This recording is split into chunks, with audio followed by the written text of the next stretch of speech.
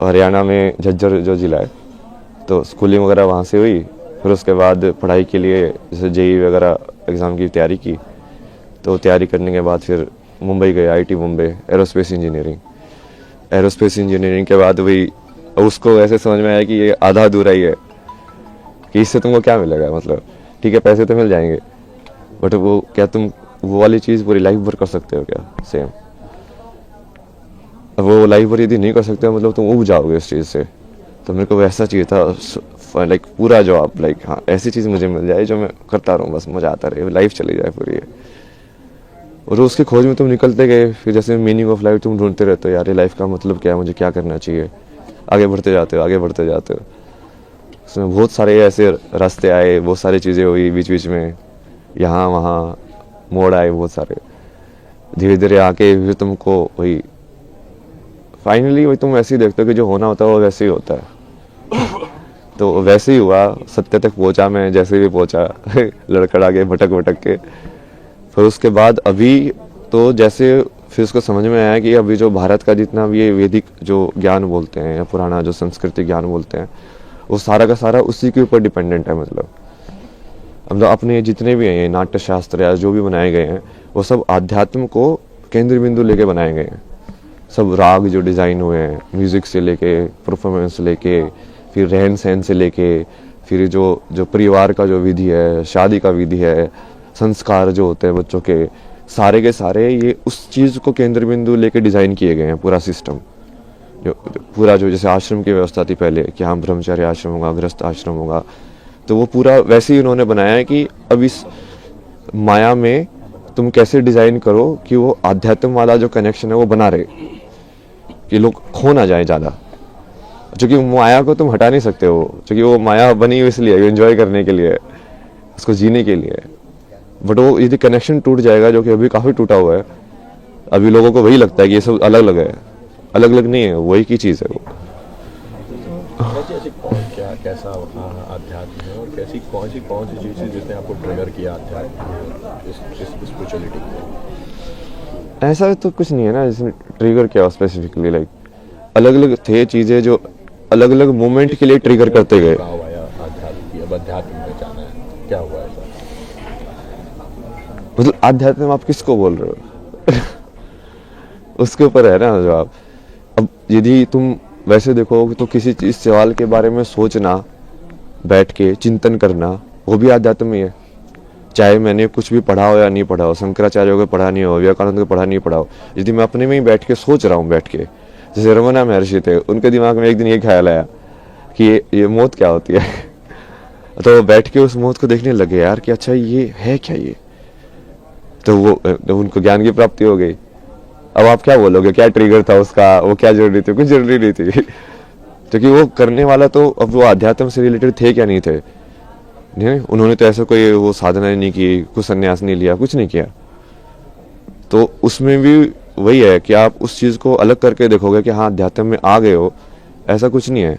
जो भी इंसान ईमानदारी से सवाल करता है, मतलब सत्यनिष्ठा के साथ कि हाँ अब मुझे इस चीज को जानना ही है, चाहे वो मैथमेटिक्स हो, चाहे वो कोई फिजिसिस्ट हो, चाहे कोई कैसा भी साइंटिस्ट हो, वो बोलेगा कि नहीं नहीं मुझे इस पूरे सत्य को जानना है, तो वो वही चीज़ में पहुंचेगा फाइनली। मतलब ऐसी कौन सी चीज़ है आज की पीढ़ी का जो आध्यात्म से एक अलग वो होता जा रहा है, उसको लेकर के क्या कहेंगे, क्या दृष्टिकोण है आध्यात्म का? क्या चीज़ है जो इस पीढ़ी को अध्यात्म से अलग कर रही है? और दृष्टिकोण क्या होना चाहिए? दृष्टिकोण तो यही होना चाहिए कि ये सब उसी के ऊपर ही बेस है, कि जो बेस है वो आध्यात्म ही है। जो जिस चीज़ को तुम जहाँ पे हम जी रहे हैं उस जिंदगी में, यदि तुम्हारे पास यही सवाल नहीं आया कि मृत्यु के बाद क्या होना है मेरा, और ये मैं जन्म से पहले क्या था, मैं कुछ था कि नहीं था, तो इस सवाल के बारे में तो सोचोगे ना। बुद्ध को यही तो सवाल आए दो चार, लाइक ये बूढ़ा क्यों होता है, ये इंसान मरने के बाद क्या होता है, ये मृत्यु क्या होती है। अब आप सोच के देखो मृत्यु क्या होती है। अब आप सोचोगे, चिंतन करोगे, आपको समझ में आएगा यार इसका जवाब कहाँ मिलेगा। फिर आप ढूंढोगे कि अच्छा तू दे सकता है इसका जवाब, तू दे सकता है इसका जवाब। मान लो सेटिस्फाई हुआ, आपको समझ में आया कि हाँ ये जवाब है, नहीं तो जो आप उसका जो पद्धति है उसको फॉलो करोगे कि हाँ अच्छा इसको ऐसे जवाब इसका पाया जा सकता है। तो उसके वही बहुत सारे तरीके हैं, बट वो हर चीज़ वही से रिलेटेड है। आप सेम चीज़ लाइक क्रिया योगा में मैंने लोगों को एग्जाम्पल भी दिया ना कि ब्रह्म ज्ञान की प्राप्ति तो विराट कोहली के भी हो सकती है। वो बिना अपनी चित्त की मेमोरी को यूज़ करके एक शॉट खेल के दिखा दे, सिर्फ उस मोमेंट में रह के, कि उस टाइम पे उसको मसल मेमोरी यूज़ नहीं कर रहा है वो, कि हाँ ऐसे बोला तो मुझे ऐसे शॉट खेलना है, क्योंकि जनरली मसल मेमोरी यूज़ करते हैं, रिफ्लेक्स में होता है सब कुछ। बिना रिफ्लेक्स यूज़ किए उस प्रेजेंट मेमोरी में रह के यदि वो मूवमेंट कर सकता है तो वो क्रिया योगी बन जाएगा। ऐसे डांसर लोग भी कर सकते हैं कि यदि उस पूरी मूवमेंट को वो एम्बॉडी करे, पूरा चेतना के अंदर आए कि हाँ मेरा हाथ ऐसे घूम रहा है, पूरा देखेंगे हाँ वो क्रिया हो कैसे रही है, तो वो भी क्रिया योगी बन सकते हैं। तो ये कोई ऐसा नहीं है ना कि वो असली ज़िंदगी से सेपरेट है, ये एक ही चीज़ है। वो बस आप कितने डेप्थ में उसको देखना चाहते हो उसके ऊपर है। अभी हम पूरा सुपरफिशियल उसमें देख रहे हैं, और इसके भी बहुत सारे कारण हैं। मतलब ये पश्चिमी सभ्यता का असर है। अब ये सुबह जैसे वो फ्रांस में एक थी, उनसे बात हो रही थी, वो यही बता रही थी कि वहाँ पे तो लोग बहुत क्लोज्ड है मतलब, और वहाँ पे लोगों को इन सब चीज़ों में इंटरेस्ट नहीं होता है। लाइक सब इंडिविजुअलिटी में और लाइक मटेरियलिज्म को और के चक्कर में पड़े रहते हैं, जो थोड़ा बहुत असर हमारे ऊपर भी हो गया है। क्योंकि वो अब हमारे पर वो राज करके गए थे, हमारे अंदर इन्फीरियरिटी कॉम्प्लेक्स आ गया कि इनके अंदर कुछ तो बढ़िया होगा जिसकी वजह से ये हमसे पावरफुल बन पाए। तो हम फिर वो चीज़ को उसके पीछे पड़े हुए कि इनके पास जो था हम भी वही चीज़ सीखें ताकि वो चीज़ रिपीट ना हो। लेकिन वो सही अप्रोच नहीं है, क्योंकि उनकी हालत देखो ना, यूएसए के अंदर 50% लोग मेंटल हेल्थ प्रॉब्लम्स में हैं। अब क्या हो, ऐसा बनना चाहते हो आप, ऐसा बनाना चाहते हो देश को?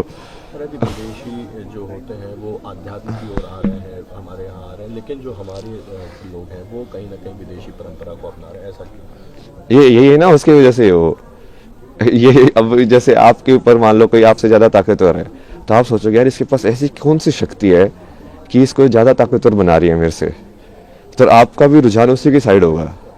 तो आप सोचोगे यार ये लोग साइंस पढ़ के, एटम बम बना के, हथियार बना के ये दुनिया पे राज कर सकते हैं, तो मैं इससे बड़ा हथियार बनाऊं।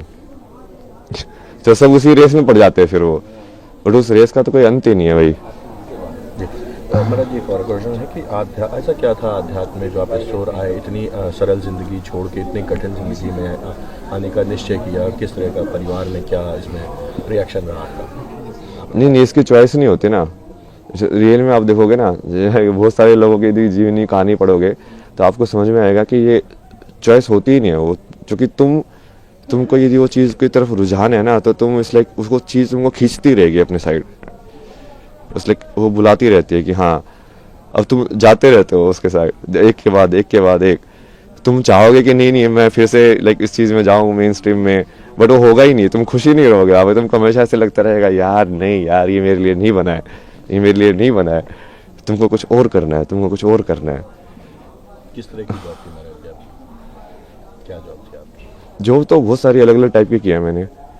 लाइक अभी जो लास्ट जॉब थी वो तो इसमें थी यूआई यूएक्स के अंदर, ये ऐप्स वगैरह डिज़ाइन करना, वेबसाइट डिज़ाइन करना, इसका फ्लो वगैरह डिज़ाइन करना।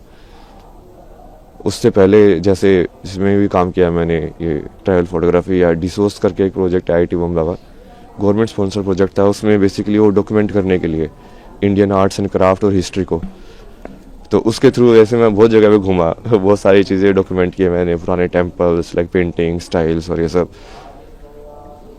उसके बाद जैसे इसमें भी काम किया मैंने, मैगजीन्स वगैरह में, फिल्म मेकिंग भी की मैंने, डॉक्यूमेंट्री फिल्म से मेरी लाइक फिक्शन फिल्म भी है बहुत सारा कंटेंट है भाई।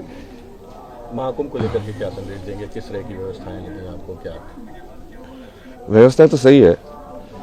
अब उसमें मेन जैसे मैं तो ये चाहता हूँ ना कि ये सारी चीज़ें सिर्फ आध्यात्मिकता से लिमिटेड ना हो।